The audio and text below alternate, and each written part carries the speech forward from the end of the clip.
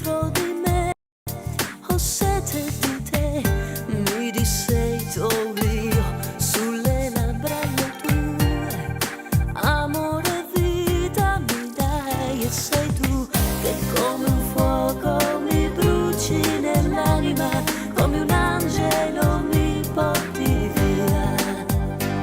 Se respiro della vita all'altra parte sei di me, se la luce dei miei occhi mi rifletto dentro te, se nel corpo la mia pelle, se mi stringi forte sai, questa vita si riaccende in ogni bacio che mi dai.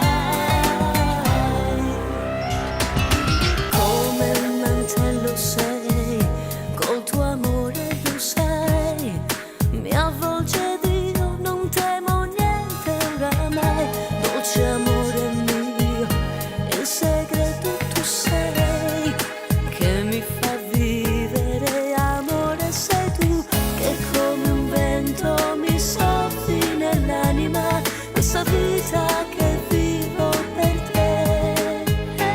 Se respiro della vita all'altra parte sei di me, se la luce dei miei occhi mi rifletto dentro te, se nel corpo la mia pelle, se mi stringi forte sai, questa vita si riaccende in ogni bacio che mi dai. E se guardo nei tuoi occhi vedo i sogni che farò, ogni volta in questo abbraccio morirei, mille volte amore ancora, mi innamorerò, lo so, sempre più io di te.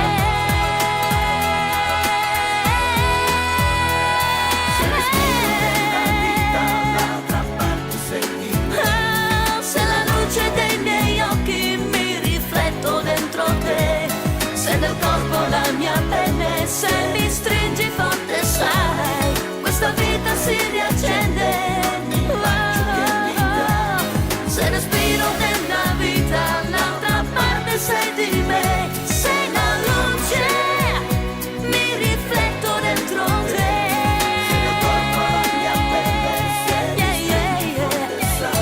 Questa vita si riaccende in ogni bacio che mi dai. Sei respiro. Here comes the sun, doo-doo-doo-doo. Here comes the sun, and I say it's alright. Little darling, it's been a long, long winter. Little darling, it feels like years since it's been here.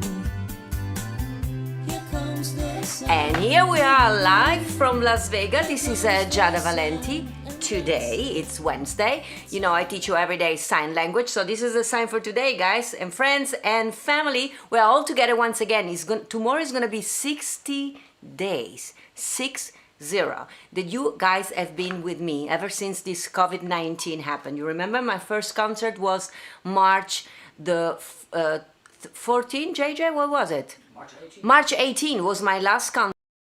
No, 14 was the last concert. And then March 18, I started to go live just for 10 minutes to say hello to everybody. And before I knew, you guys went from 200 to yesterday we reached 113 people. So you guys are from all over the country. So where are you watching from? I see a lot of people tuning in. Of course, Diane Fiorentino, my Las Vegas teacher of sign language. And that's the sign for I love you. And I really do love you. You know, I love you all. So guys, how are you doing? When are you watching from?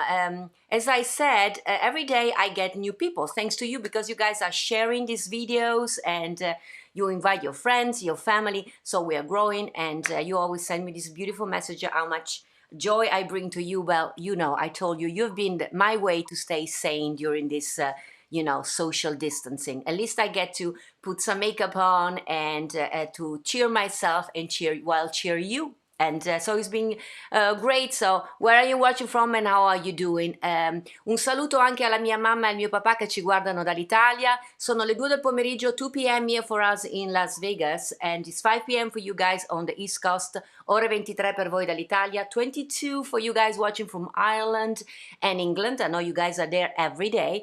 And good morning, and it's 5 o'clock in the morning or either 7 o'clock in the morning for you guys in Australia. I know some of you wake up early to see me, and some of you actually in England put the alarm clock at 10 so to be sure to be there and watch me. Today, May 13, right? 13 is a good luck number for many, many reasons. First of all, today is the birthday of some very special people. My dear friends Olivia Porter in New Jersey. Happy birthday, Olivia. She's turning 23. So happy birthday, Olivia. I do love you. And I know tomorrow I'm going to have Mike Marino with me, the comedian, and I know you love the both of us, and you were in New York City when we did the last concert together for Christmas. So happy birthday, Olivia. And today also here in Las Vegas is the birthday of our own Barbara Brighton. So happy birthday, dear Barbara. If Barbara is not watching, can please somebody from Vegas tell Barbara I'm here wishing her happy birthday. I do love Barbara we all do here in Las Vegas. So, but today, what happened today in history? You know, since a couple of weeks, I have Doug Hartline, one of my dearest friends, which I call him the human Wikipedia. He knows everything about the birthday and what happened in history. So I made him my chief editor. So every morning it sent me what is happening today in history. So listen to this. May 13, in 1767, wow, Mozart's first opera was written when he was only 11 years old. Can you believe it? In Salzburg. Look at that. That's Wolfgang Amadeus Mozart. Then for all my Australian friends, I know many of you, in 1787, this is old history, where a ship went from Britain to British colony in Australia, and actually 18 months later, on January 26, one day after my birthday, but then in 1788, Australia was founded, guys. And was founded at Sydney Cove. I think I even have a painting of that moment in history. So the British went to Australia, discovered Australia. How about it? Birthday, beside Barbara and Olivia, which, by the way, this is the sign language for happy birthday to you. So happy birthday to you guys, because I know I have a lot of people that I try to include everybody, a lot of people that unfortunately are they cannot hear, and COVID-19 has been extra tough for them because we covered our mouth and they cannot read our mouth. So I said I had to do something for that, so I decided every day to learn something. So happy birthday to all the people having this birthday today. So today, in 1941, singer Richie Valens was born in Pocono, California. He was famous for the song Para la Bamba. Of course, we all know that one. He died very young, unfortunately, 17. He was on the plane with Buddy Holly, of course, we all know.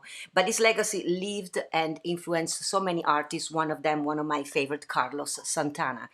And today, in 1943, another one of my favorite singer, Mary Wells, was born in Detroit, Michigan. Well, one of my favorite songs and Doug's favorite song is My Guy. Hey, so many songs, but that one we really love, Motown, great music. And in 1950, today, in 1950, Stevie Wonder was born. Happy birthday, dear Stevie Wonder. Well, he was born in Michigan, in a city that I don't know if I pronounce it right away perfectly. You guys have to tell me, you know, my Italian accent. Was he born in Saginaw? Somebody else. I will ask Tony Orlando, which is my guest. How do you pronounce that one? I have no idea. Anyway, happy birthday to Stevie Wonder, 1950. He wrote many songs, of course. You are the sunshine of my life. Well, I know that one. And one of my favorites. I just go to say I love you. Oh boy, I love the music of Stevie Wonder. And more recent, in 1986, today, Robert Pattinson was born. I love the movie, you know, it was the Twilight series, and he was born in London, England. And at the end of the program, of course, I sing for you the song from that movie, 1,000 Years. You know, I've been singing that song ever since my PBS was on TV, and many people were, it was written recently by Christina Perry. And it has become a signature song almost for me, because I know you guys use it so many times for weddings. I got gigs actually singing this song at wedding, and I know it's been used also on funerals. So Doug told me that. So thank you, and I'm gonna sing this song at the end of the program. So this is what was happening today in history. What is happening today in Las Vegas is beyond magnificent, because my guest today, I think I could only say the name and it doesn't need to have any other words, because I mean, Tony Orlando. Tony Orlando, let me read a few things. Tony Orlando was the first vocal artist to be signed by Epic Records when he was only 16 years old. He still is a young kid, but he's been in the music business for more than 60 years, on the top of the music business. But listen to this. He was also one of the youngest. He has different career path. We're going to ask him how all this happened to him. He was also one of the youngest vice president of CBS Records. He's a successful actor. When I say successful, he acted with Adam Sandler and Barbara Streisand in a movie called A Star Is Born. I don't know. And he's a music producer. He's a songwriter. His friends were Carole King, James Taylor. I mean, we're gonna talk about this thing, so I don't want to give away. He knows the Beatles. He was friends with Paul, he's still friends with Paul McCartney. He knows all the people we love. Tony Orlando and Dawn was a TV variety show from 1973 to 1977. I miss all the things, but yesterday I watched all the clip I could find on the YouTube on CBS, making him a superstar. He's a living legend, I think. But what struck me the most, having met Tony Orlando as a friend, is that he's just one of us. He's the most sweet person you can ever meet in the history. His family, his wife, his kids. I know Jenny Rose, one of the two kids he has. She's like chocolate. She's beautiful. She's sweet, and he talks about meeting all these people just like I'm talking about having seen my mother yesterday. For him it's normal, but for us it's just like wow. Without further ado, I want to introduce you today not only the superstar, the living legend. I want to introduce you to one of the most remarkable, amazing person I know. Listen to this. He had this amazing career, and you know what he said? He said, my whole purpose is to take my career and turn it into good. Who would say that? And he really did, because for more than 40 years he's been supporting the troops, the military, ever since his son, the famous Yellow Ribbon came out in 1973. He started actually working with the veterans with Bob Hope at the Cotton Bowl. We're going to ask him how is this dedication. So he's a remarkable man. I love him. I know you all love him because you are all even more excited than me, if that is even possible. Here he is. Tony, are you there?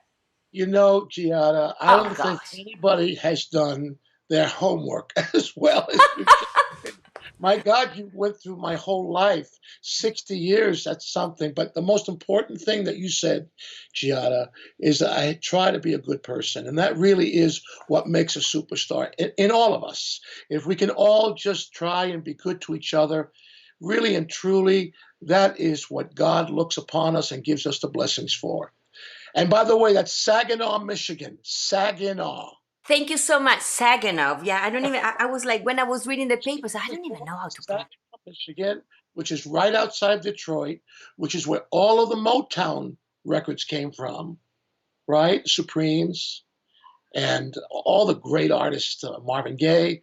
So Michigan was the cornerstone of rhythm and blues and rock and roll from day one.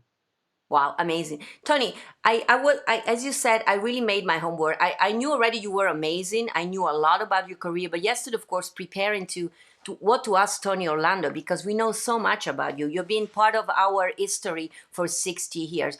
There is something I want to ask you, though, that I couldn't find anywhere. Where is it? So you are Puerto Rican and Greek, right? Can you tell us more about your background, your mom, your dad, where you grew up? Okay, thank you. I'm a Greek-Rican. If you want to put them both Greek-Rican, I like that. Born and raised in New York City. My mother born in New York City. My father born in New York City. Now, my mother's parents came from Puerto Rico. My father's parents came from Crete in Greece.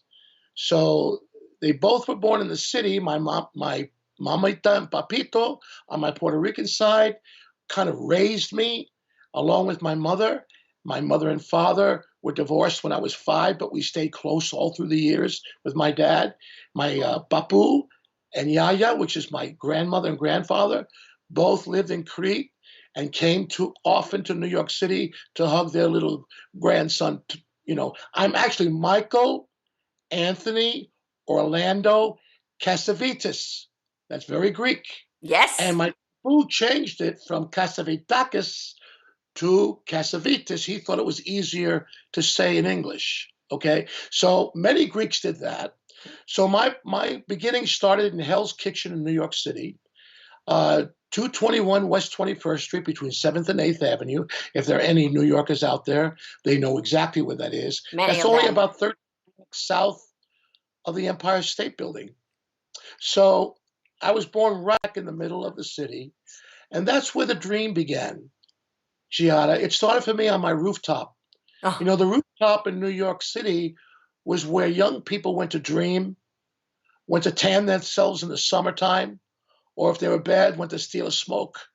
you know, or went up and just looked at the stars and wished and dreamed that someday they could make it in show business. So New York is still my heart, my soul. As many years as I've lived in uh, Las Vegas and L.A. and now Branson, Missouri, really and truly, once you're born in New York City, it never leaves your blood. It's so true. Well, you said you were a kid with a dream, and I mean your dream came true. I mean, you were very persistent because you really, even Tony Orlando that became a superstar at 60, and you had to fight for your place into music. But my question to you: your friends were Carole King at the Brill Building, where I saw your show. You tell the whole story how you were probably you and Tony Wine the first 2 years to hear the song "Will You Still Love Me Tomorrow," which is amazing. So, can you tell us about your friends? Because your friends, the kids that were kids with you writing music, are Oh, legends. Did you know oh, you guys were making music history? it was incredible. Think of it. We were in an office that was led by a 26-year-old genius. His name was Don Kirshner. He hired young kids to come in and write songs, make records. He paid them $50 a week in 1961. Now, I was 16. The young lady you mentioned, Tony Wine, who wrote Groovy Kind of Love, by the way, she was 12. Okay. In that office with Tony and I, next to Tony's office was a young writer named Neil Sedaka. Next to him was a young writer named Neil Diamond. Next to him, and none of us had hits yet. Uh, Neil was just starting out. Next to him was a guy who really was a star at that time. He had a song called Splish Splash and later became Mac the Knife. That's Bobby Darin. And next to him in that office was a young lady who was the queen of song back in the 60s. Her name, Connie Francis. So all of us were in this office, Giada, dreaming about making it in show business, hoping we would become stars. And Carole King was the last one to come into the office with her husband, Jerry Goffin. She was a year older than me. So she was a 17-year-old kid and a Juilliard graduate. She was brilliant. And when she came in as a songwriter, Donnie Kirshner said to me, wait till you hear the song that she just wrote. So she came in and she played us a brand new song that she said, oh, I think this is a hit. And she wrote us, Will You Still Love Me Tomorrow? After that, she became my teacher. She became my professor. She taught me how to phrase. She taught me how, you as a singer, you know what I mean by phrasing a lyric. She taught me how to be contemporary in my approach to singing, meaning whatever was happening during that time. She was brilliant. She was an arranger. When I cut my first record with her, Giada, she was in the studio. And in those days, there was only 4 tracks. So everything we did was live. So imagine, here is the 17-year-old girl conducting a 30-piece orchestra with Wow. this young 16-year-old behind the microphone, conducting arrangement that she wrote to her song called Halfway to Paradise. That became my first hit. And that became my first beginnings with great, great songwriters. Because the next couple out of that office, also in the Rock and Roll Hall of Fame, also in the Songwriters Hall of Fame, are Barry Mann and Cynthia Weil. They wrote a song for me called Bless You, but they also wrote on Broadway, Somewhere Out There, they received the Academy Award for. And so it goes on that this little office on the 6th floor of 1650 Broadway became the nucleus of what we know as popular music. It's unbelievable. It was an amazing experience for me. I mean, I would give anything to be there, like a fly around the world to see how you guys were doing kids. But I mean, and then come back now. But I have a question. You mentioned, of course, Carole King. She wrote for you your first hit, "Halfway to Paradise." I read that you have a funny story about a letter that Elvis wrote you about that song. Yes, you do your homework. My gosh, you do your I homework. love you, man, and I Oh, mean, you too, Giada. So thank you for asking that. I don't usually tell this story because most people don't ever ask the question about Elvis and myself. But I was 16 years old and I received a little note. And the note said, "Dear Tony, I love your song so much I put it in my jukebox, signed Elvis Presley." So at that time, I didn't know Elvis Presley. So I couldn't ask him, "Did you write this note?" There was no return address. I didn't know where to send it to. It was just, I thought it was a, I thought it was a joke. Now I go to Vegas and I open the night after him at the Hilton Hotel. It's me and Thelma and Joyce opening at the Hilton. And I go backstage to meet Elvis for the first time. Warm, wonderful guy. I said, "Can I ask you a question? I know this is going to sound ridiculous." When I was 16 years old, I got a note from a guy named Elvis Presley who said he put my song "Halfway to Paradise" in a jukebox of his own. He goes, "Oh, do you still have the note?" I said, "Wait a minute. Wait a second. You wrote that to me?" He goes, "Yeah. Don't you have it?" I said, "I can't find it." I said, "I didn't believe it was you." Honestly, and Priscilla told me thereafter, Priscilla Presley said, "Tony, not only did he have it in the jukebox, but he would go to the piano often and play and sing at the house. One of his favorite songs was "Halfway to Paradise." And I told that story to Carole King, and she was just overwhelmed. I think you said it in one of the interviews that I was watching, and it struck me too. Also, what struck me about you, I mean, you have good sense of what music has, because I read in an interview actually that you went to Europe. I think with this song, right, became a hit also in Europe, and you got to meet the Beatles even before the Beatles became the Beatles, and before the British invasion started. And you came back to the United States, and you knew that the British invasion will come and it would change the music. And so you had to change path in your career too. Can you tell us about that time? Yeah, I tell you this truth. I remember in 1961, I had a hit record in England called "Bless You," and also "Halfway to Paradise" was both big, big songs in England. And I noticed that the young people, teenagers, were screaming at you like here in America, but they had a different question for you. Here it was, "Can I have your haircut? Can I have your shirt? Can I have your whatever they could get from me?" In England, it was, who's going to play drums? Is Gary Chester playing drums on your next session? Which turned my head and thought, how did they know that Gary Chester played drums? Is Carole King writing your next song? I said, how did they know Carole King? Well, in England, the trade papers that not only went to the business in the industry of the record business, but it was also a public thing to buy. So the kids in England were interested in who wrote the song, who produced the song, who arranged the song, and the same went for the Beatles. I remember John Lennon telling me, "Tony, to think we thought your song 'Bless You' was funky." It cracked me up, meaning it wasn't very funky at all. But Paul was saying, I mean, John was saying that they used to come and see me work live in England. So my relationship with the English performers, both the Beatles, Tom Jones, Engelbert, we all very much have great respect for each other. And I can say Paul has definitely been a friend. In fact, I remember in Vegas bringing my guitar player to meet him, because my guitar player eats and sleeps Paul McCartney, as we all do. And so as a birthday gift, I brought him. And I whispered to Paul, I said, "Paul, it's Tracy Cole's birthday." He says, "Don't worry, I'll take care of it." He walks up to Tracy Cole, my guitar player, And he says, now, Tracy, my boy, this is something we Liverpoolians never do. And he kisses him on his cheek. And I have a picture of Tracy Cole after that moment, literally looking like a deer with headlights. He's staring into nowhere and has absolutely went blank, has no memory of that moment. But Paul is that warm. He's as warm as he is talented, and you know how talented he is.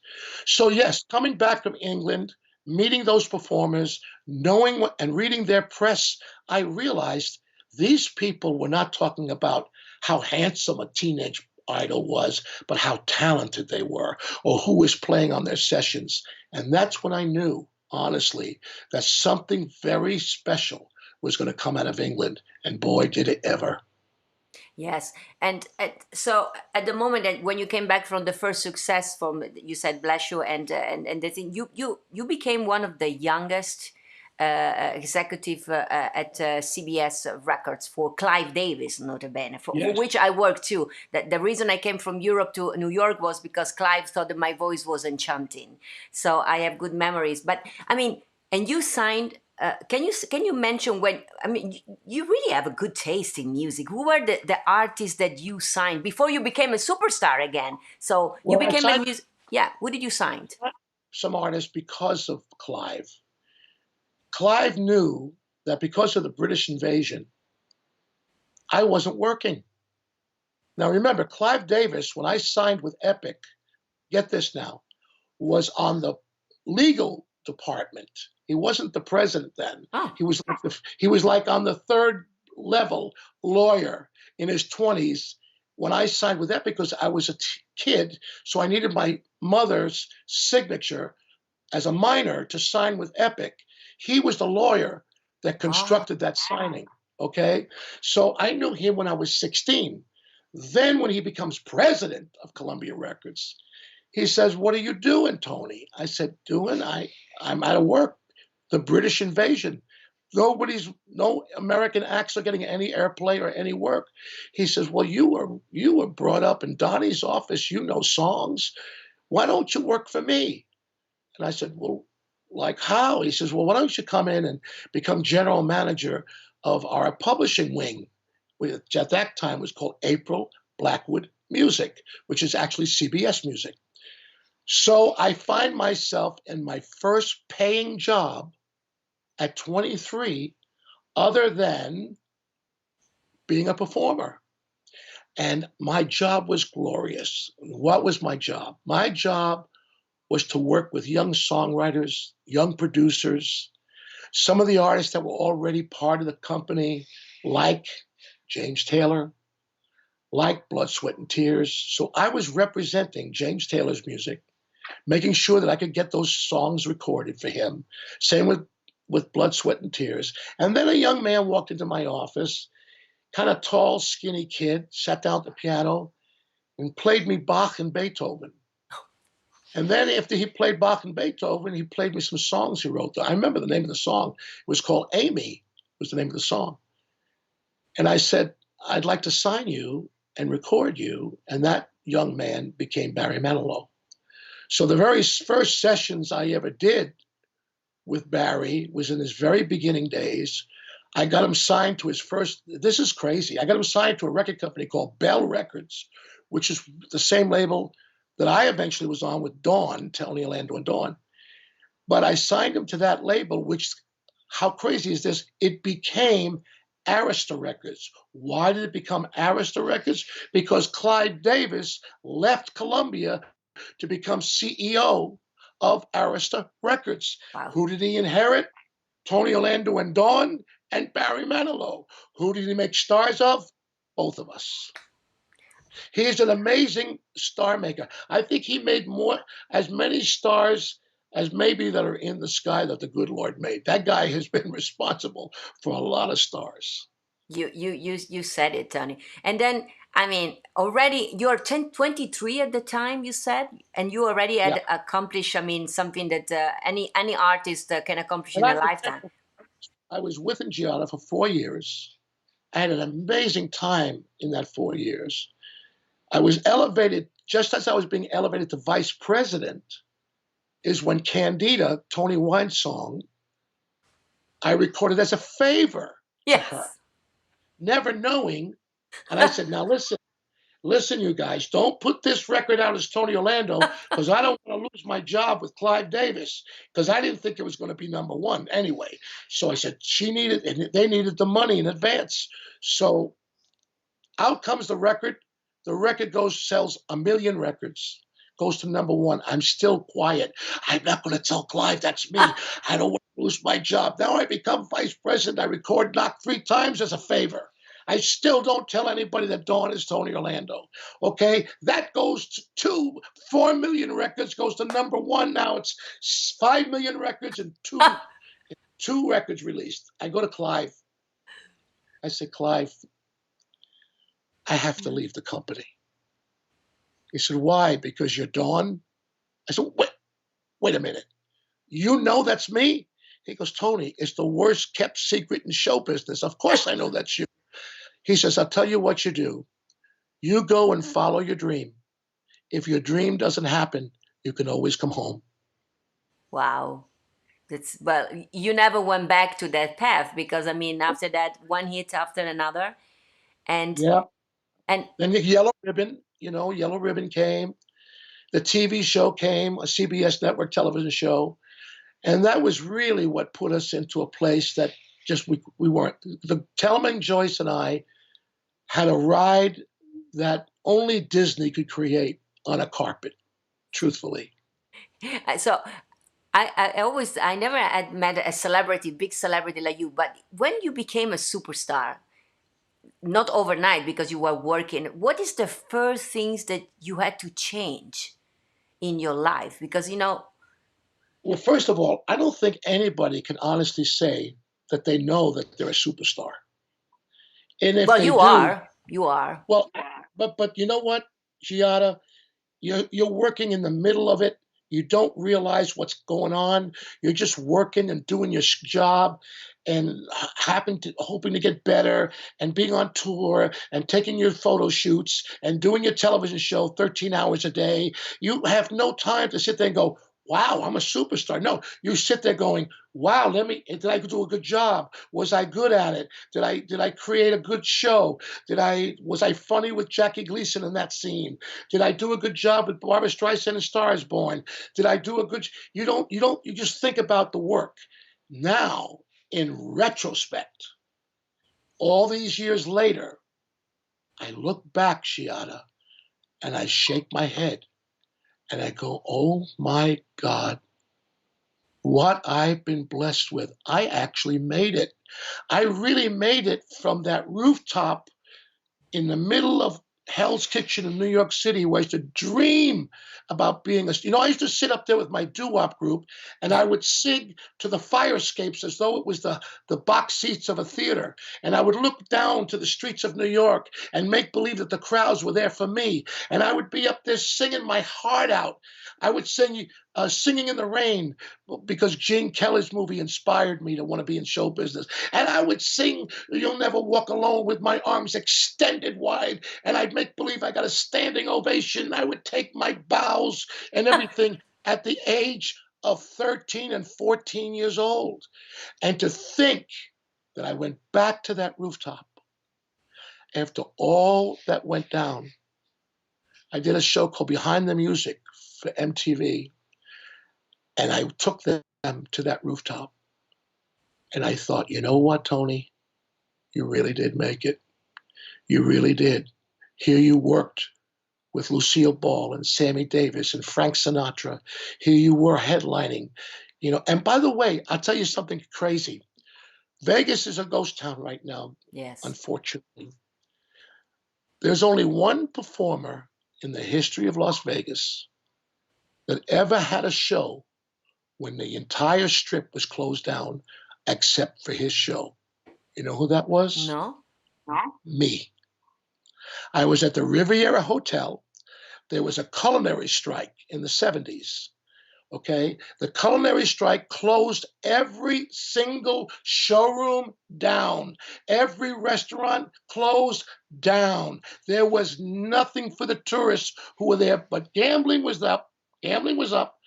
but they had one show to see, one at the Riviera Hotel, which was Tony Orlando and Dawn, and that show was the only show in town. And then we did 3 weeks, 3 shows a night. Wow. So we do 8 o'clock, 10 o'clock, midnight, or 1 in the morning because there was no show. And Giada, I had never faced more angry audiences because all they could eat was Dunkin' Donuts. It was an amazing time. And every time I see pictures like Chris Angel, my son, Chris Angel, he sends me, he's like my son. I have a son, John, who lives in Vegas, but he'll tell you Chris is like a brother to him and a son to me. And Chris, showed me that picture of him walking down the street with nothing on. It broke my heart. But this town will come back. When everything comes back, it's going to be bigger than ever. You know why, Giada? Because people who are pent up in their houses are going to realize, how much fun did I have when I went? And how much did I take that for granted? And I'm going to go back and I'm going to hit those, what do you mean penny machines? I'm going to hit the dollar machines. What do you mean? I'm going to go to the most expensive show. I'm going to go see Chris Angel not once, 3 times, and not to forget Giada. Yeah. And Tony Orlando, they're coming. You said it right. We always gave for granted the fact that, and we always complain about the traffic, how many people. I think, and too many people on the street. I think we're gonna be so happy when the day will arrive that we can bump into each other, that we can hug each other. Because even now, if you were here with me, Tony, I could not even come close to you because it's not safe. So. I predict, you know what I predict? I predict that the Vegas economy is going to see numbers it has never seen in their entire existence because this pandemic has done many things positive. What has it done? I'm in this house with my wife and my daughter for 2 months. Normally, I'm on the road. I'm laughing with my daughter. We're kidding with each other. We're laughing with each other. And also, I'm listening to everything she tells me because if I don't wash my hands 42 times, she yells at me. So, she's become my parent, Giada, Jenny Rose has. So what has this pandemic done? Look at what we're doing. You and I know each other. I've never done your show before. And here we are because of this. And by the way, you're an amazing host. You should have a television show. You really are. You're tremendous because 2 things. You're informative, you're beautiful, but you have the patience to listen. And that's an art.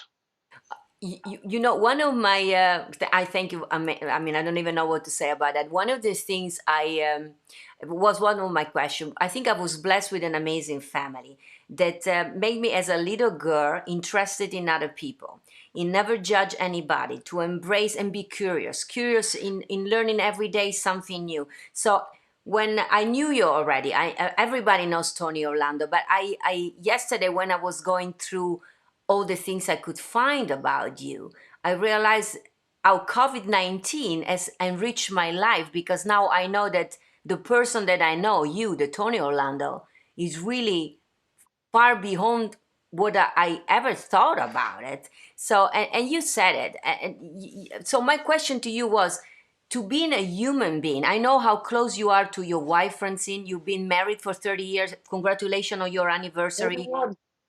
31? 30 years. 30 years, yeah, right. JJ is showing a picture of her. Entering our 31st year. So we're married 30 years, but I'm heading on, going strong on 31. And I know how much, I know Jenny Rose, I adore you. I never met your son, but I know your daughter, and she's, as I said, she's amazing. When JJ married me, JJ is my manager, just like you, I keep it in the family. When I brought JJ to the priest asked JJ, why do you want to marry Giada? And he said, because she's funny, she makes me laugh. We've been married also for almost 18 years. So my question to you, if you have to describe your love and what your wife means to you, Franny, what would you say in 2 words? I'll give you 2 words, Tony. I'll give it to you in 1. Okay, I'll give it to you in 2. She's Italian. Hey. First of all, you know that comedians make fun of me because they say that I make anything I like Italian, which is not true. But you It know what? happens that everything that I like is Italian. I thought that you were Italian, but you're not. But you are No, married to an Italian, so mother, her mother thought I was Italian because my middle name is Orlando, and last name usually is Sicilian usually, and so her mother thought I was Sicilian, but she didn't know that was my middle name, you know. Um, but listen, Giada, I'm in the process of writing a show called It's Italian, huh? and let me tell you what the show is about. This show, I realized what a major, unbelievable contribution to popular music. We all know the operatic contributions of Italians, but think about this for a second. Think about Frank, Italian; Dean Martin, Italian; Bobby Darin, Italian; Tony Bennett, Italian; Dion the Belmonts, all of them Italian; Frankie Valli, Italian; Madonna, Italian; uh, um, Lady Gaga, Italian; Giada, Italian; Hey, Sebastian, how do you pronounce his last name? Benetalto, Maniscalco. you're the funniest man on the planet, Italian. Billy Joel writes a song about Italian restaurant. If you start looking, I'll bet you if you look at the DNA of Elvis Presley, there's an Italian there There must somewhere. be. It must be. You go from doo-wop to Frank Sinatra to Lady Gaga. Look at the contribution the Italian singers have made to our industry. So I've written a show called It's Italian. It takes place in a restaurant. We create a restaurant, and we do have people like the legends have people who look and sound like those. We have a Frank, we have a Dean, we have a Tony, we have a Tony Bennett, we have a Lady Gaga, we have all of them show up, and we all end up singing great Italian songs like When the Moon Hits Your Eye Like a Big Piece of Pie, all the ones that they can sing along to, including Billy Joel's Italian Restaurant. And it's going to be a very big show. We're going to be opening it on the East Coast soon. But I just wanted you to know, when I realized the contributions, then you add Bocelli, then you add Caruso, then you add Pavarotti, you go, wait a minute, time out. This is a group of people that changed music, that created, really, truly, when you think about it, Dion the Belmonts, you talk about doo-wop, Frankie Valli and the Jersey Boys, all Italians. So it's a great family of contributions that the Italian family of musicians and singers have done for America. It's funny that you say that. You've never seen my show. I hope one day you can be my guest.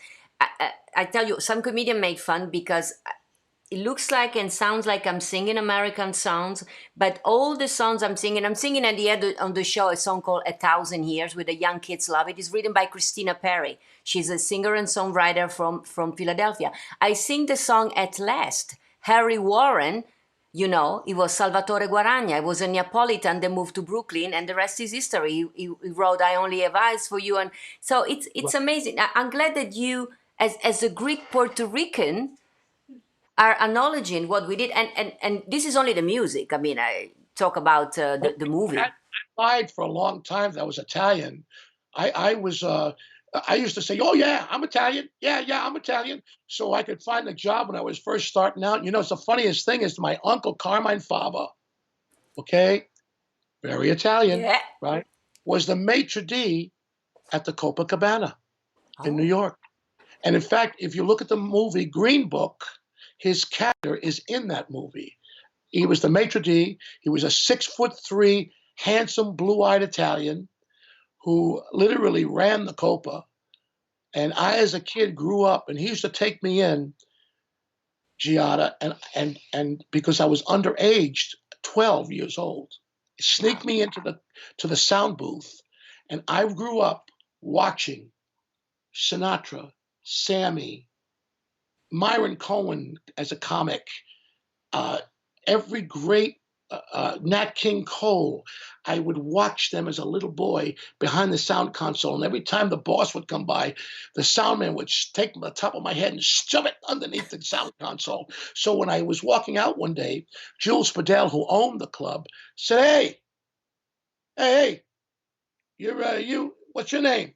I said, "Tony Orlando." He goes, "Oh, you Italian boy?" I said, "Yeah." He said, "It's okay." He let me in. I honestly always thought that you were Italian, but and you know when you married an Italian though, you became honorary Italian. Like Automatic. JJ, you know, JJ is Dutch, but he's honorary Italian. He loves Italy and Italian food, which is a question to me. Have you ever been to Italy? Sure. Where? Which city have you been? Well, I've been to Rome. I went to Capri. I visited Vesuvius. I enjoyed my performances in Rome. That was a long time ago, in the early 70s. Oh, there is no more beautiful place on the planet than Italy. Are you kidding? And the Have you been to people, Venice? I'm from Venice. Have you been to Venice? you know something? I've never been to Venice. Will you Tony, take, put it in your bucket list. You have to come to Venice with me now. will you and JJ take me and Franny? I take you and Fran and Jenny Rose and whoever you want to take with you. We have to go to Venice. I All mean, right. Tony, you have to actually. You know how many people have not been to Venice? I've been telling everybody we have to organize like a bus or something. I take all the Las Vegas friends of mine to Venice, and you know what? We are never coming back. By the way, did you see the photo that was taken of Venice during the lockdown? Was that incredible? Incredible. Yeah. The That's water, another thing that the COVID-19 has done. I mean, he has made us better human being because now, like you said, you're a father, you're at home with your kids, so you know your family better than ever, and the nature, because we are not making much noise flying and driving. The nature is and the water was crystal clear. ah. It was beautiful to see. Before I leave you, Tony, I can talk with you for 27 weeks. I should have you like once a week, my guest, and we talk about everything. I have a question to you. It I would be have. an honor. You know something, Giada? This is going to grow because you're a joy. And this is a show that you should not stop doing. You should continue to do this after this because, and you should do a show in Vegas. You should do a television show. Seriously, you're great. And I'm not just saying it because I love you as a friend, but I didn't know Thank what you. a host in TV you would make. You're different. No one like you. JJ, get on it. JJ say thank you. Yeah, well, everybody's been telling me for the moment, and you know, I've been bringing so much joy, and the joy is also when I get people like you, of course, because I mean, my guest, I mean, I'm blessed to know people like you. So I want to thank you from the bottom of my heart for that. But I had a question for you. It's going to be Memorial Day weekend. I had Joe Mantegna a couple of weeks ago as my guest. I know that the military are very important to you. And not only that, the yellow ribbon has been new again because they are using the song. I was talking to Marvin Scott. They're using that song to pay tribute to our nowadays heroes, the doctors, the soldiers. I mean, what does do to your heart to know that that song is still so relevant and Well, important? you know, the song has allowed me to use it as a tool to raise hundreds, and I mean this, hundreds of millions of dollars on behalf of veterans. And when I saw New York turn on the blue lights and hang on to yellow ribbons, I was humbled once again because it's happened so many times in the history of this country to welcome home our troops from Vietnam to Desert Storm, the Iranian hostage crisis. And by the way, even in other countries, right now, Yellow Ribbon, the record is played at rallies in Hong Kong by the demonstrators who are demonstrating for freedom. And every time they have a rally, they wave yellow ribbons under their umbrellas and they play my record of Tie Yellow Ribbon. Who would think that after almost 45 years later, that this song would be relevant today? And the reason is because it's a wonderful symbol of homecoming and hope. In fact, I'm part of a new foundation called Tribute to Valor. And right now we are putting together a wonderful foundation where we are taking scholarships to give to the frontliners in New York City, to the doctors, nurses, the police department, the people who drive the subway, the transit authority, and somewhere we'd like to have the tribute to valor, which was founded by a Congressional Medal of Honor recipient. His name is Gary Luttrell, and we're in the process of putting that together right now for our first responders in New York, which is the epicenter of this horrible epidemic. So my career has allowed me to do things like that, which truly is what we're about. You know, Giada, when it comes down to it, if you can't use your success as a way of doing good for people, you're not worthy of your success, I think. I mean, you're saying something that, I mean, show your heart, show everything. You're going to be relevant for the rest of your life and forever, Tony, because you're true. You're a true person. You have a good spirit, a good heart. You've never been afraid to show your face, to show your love, your respect for your fans. I've seen your shows, the Christmas show and even the normal show. And there is one thing that I really adore about you is that you really are still enjoying what you do. And you know that you are who you are because of your fans. That's something I close always my show with, something that my grandmother that had to leave the career because she had 7 kids and she had to make a choice. She said to me when I was a little girl that if one day I was lucky, and I haven't reached the heights of your career, not even close to it, but she used to tell to me if I was blessed to be able to do what I love so much, which was performing and being a songwriter, she said, don't you ever forget to be grateful for each and every one of them. She used to say, because if it wasn't for them, you would be singing in the shower. How true is that? She gave you the best advice of all. We work for them. They're our boss. They're the boss. If we don't treat them with respect and thank you and gratitude for what your grandmother nailed it. She's absolutely right. Like most grandmothers do. You know, as you get older, that white hair becomes a crown of wisdom. It's true. It's true. It's true. Well, you are wisdom. You are love. You are everything that a human being should be, Tony. I can not even thank you enough for having shared this half an hour with me and my audience. I truly cannot wait to give you a real hug. I thank you for the moment. This one. And now I'm going to hug you right back. But right now, I just figured something out.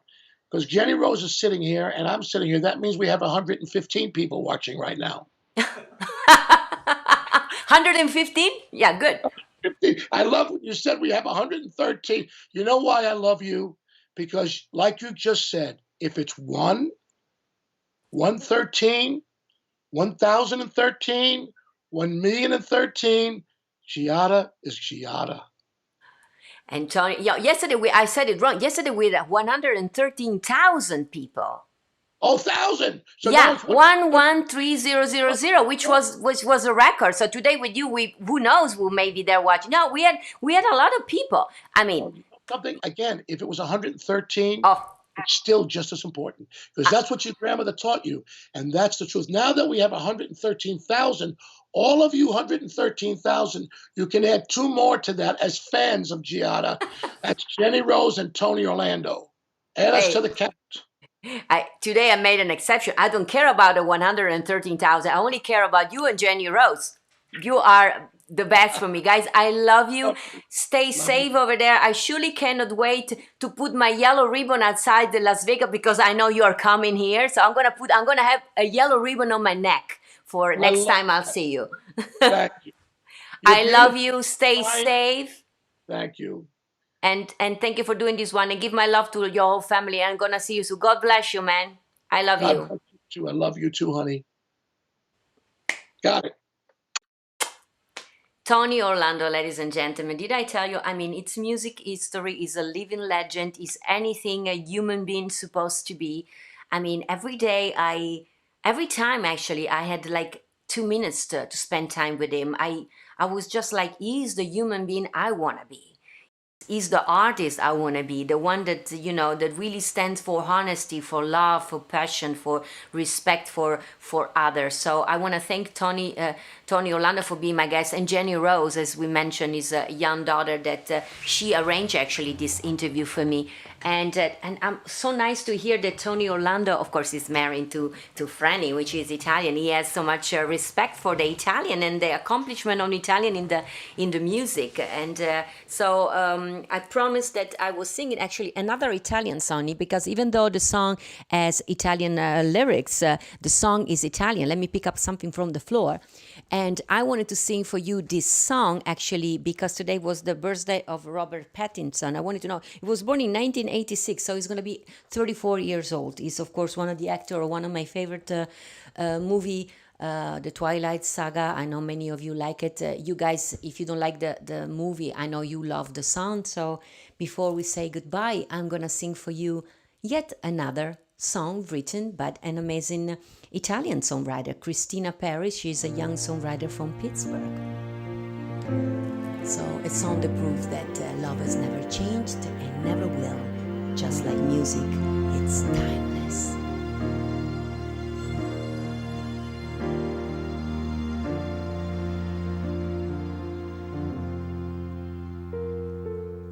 Hearts beats fast, colors and promises.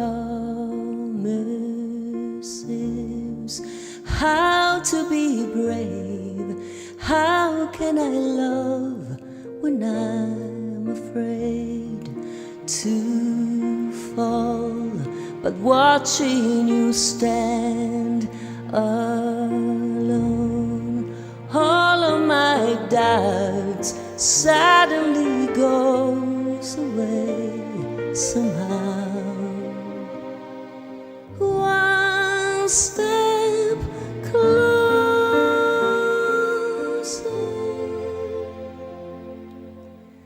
I have died every day waiting for you, darling, don't be afraid. I have loved you for 1,000 years. I love you for 1,000 more.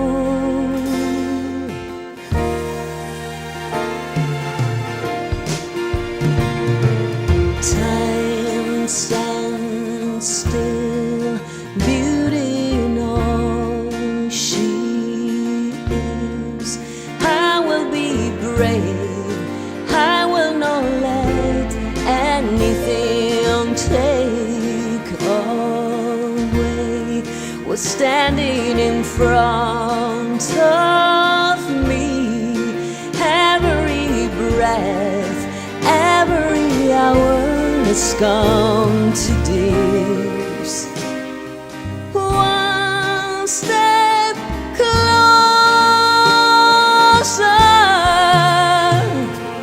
I have died every day waiting for you, darling, don't be afraid. I have loved you for 1,000 years.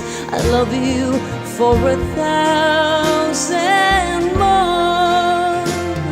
And all along I believed I would find you. Love has brought your heart to me. I have loved you for 1,000 years. I love you for 1,000 more.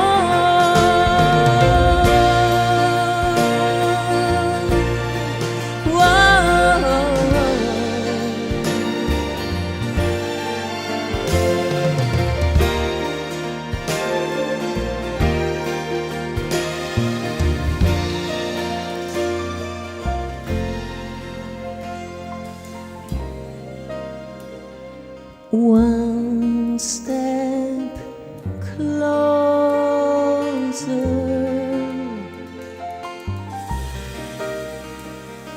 One step closer.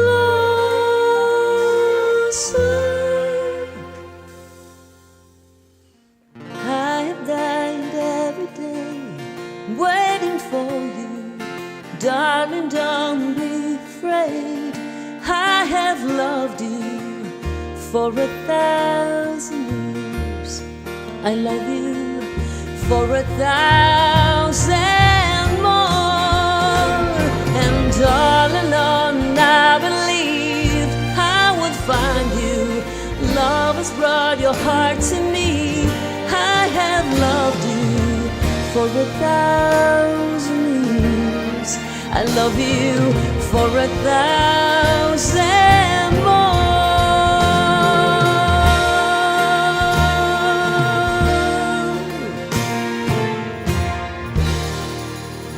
Voila.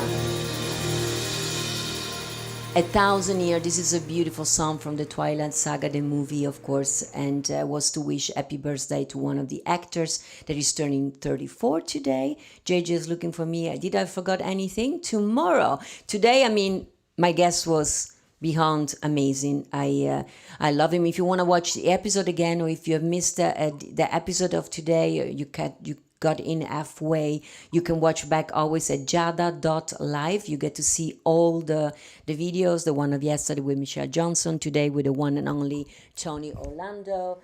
You can get to see tomorrow. My guest is going to be comedian Michael Marino, another Italian. And of course, you know, I worked with him. It's an amazing gentleman. And we're going to have a lot of fun also tomorrow.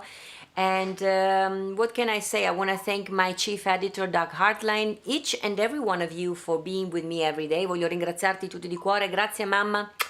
Mamma and Papa, a big kiss to my mom and dad, and Antonio Argentieri, that you send me an email, by the way, I will answer you. You guys always have questions and suggestions and things, and some of you were worried about the recipe. Now, the recipe is coming on Saturday. JJ, can you show the card? Actually, we're going to be making the famous Parmigiana di Finocchi Bianca, so the white fennel with Parmigiana, so in the oven. So there are ingredients. I'm going to post the recipe on social media, on Facebook and all the other website today. So as always, you can buy the recipe and make it Saturday with me when we're going to be in the kitchen. But first, tomorrow we're going to be here again in my office with my Marino. And then Friday, you know, I take you on a trip somewhere in the world. And then Saturday, we're going in the kitchen. We will be making the recipe that you just saw. So thank you to each and every one of you. I mean, it was a pleasure to be here. Happy birthday again to Barbara Bryden and to Olivia Porter. And thank you again from the bottom of my heart to Jenny Rose Orlando and to Tony Orlando for being my guest.